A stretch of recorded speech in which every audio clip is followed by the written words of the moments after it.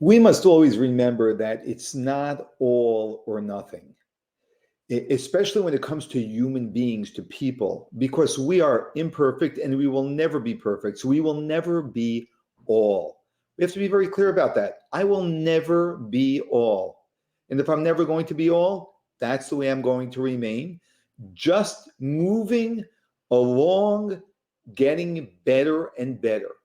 And that's why we have to ask ourselves, am I doing my best? Not am I doing the best. It's not really possible to do the best. It's only possible to do my best. And my best changes day by day.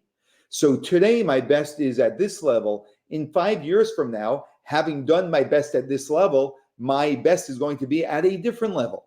So it changes. And I just have to ask myself, am I doing my best? This is a very, very fundamental key to being able to progress in life. And one of the greatest obstacles to us moving forward is this idea of doing the best. So we need to actually look at ourselves with compassion and with acceptance and with kindness.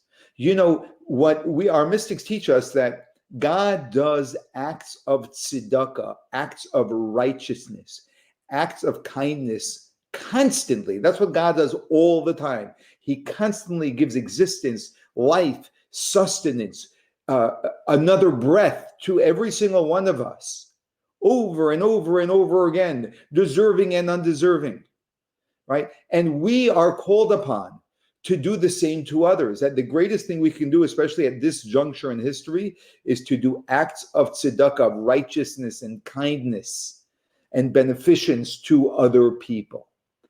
And often the one that we forget, who is in certain respects more important than anyone else, is our own selves. To see ourselves with righteousness, with love, acceptance, embracing, giving ourselves the space to be who we are and to grow from there. We all have different challenges, and very often we spend a portion of our life, far too much of our life, being very aware of our shortcomings and certain dark parts of us, which are, from a religious point of view, significant, which are clearly a challenge God has given us. That's part of our challenge.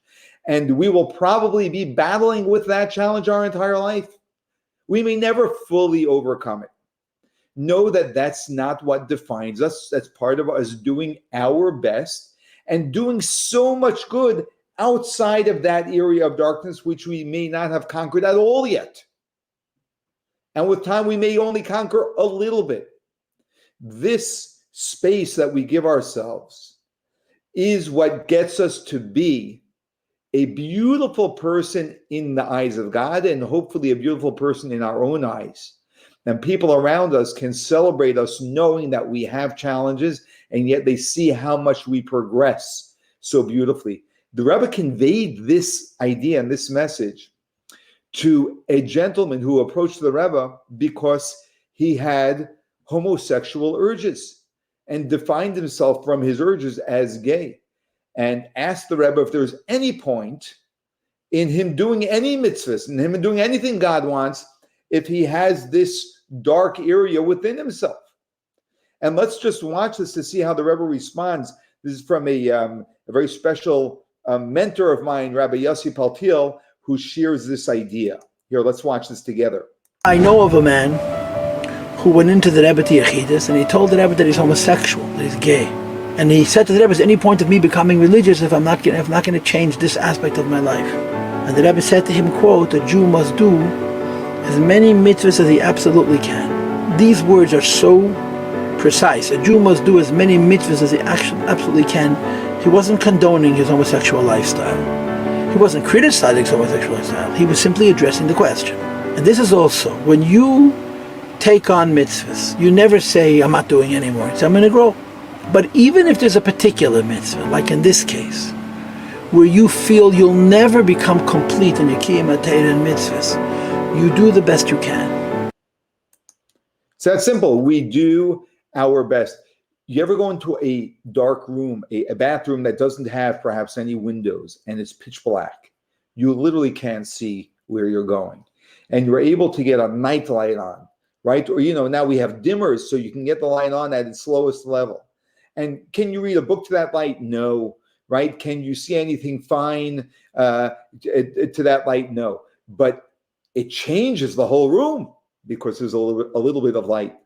Every goodness and every mitzvah we do increases light in our life. And the reality is this, that every bit of light, the more we can raise that dimmer so that there's more and more light in our life, the easier it becomes to deal with our darkness. And we may never conquer it, but we can deal with it. We can minimize how many times it shows up, how many times we act out upon it, etc. And those are our victories. And we have to celebrate it instead of judging ourselves so that we can create more and more light. And this is the process of teshuvah, returning to God. This is the road back to God.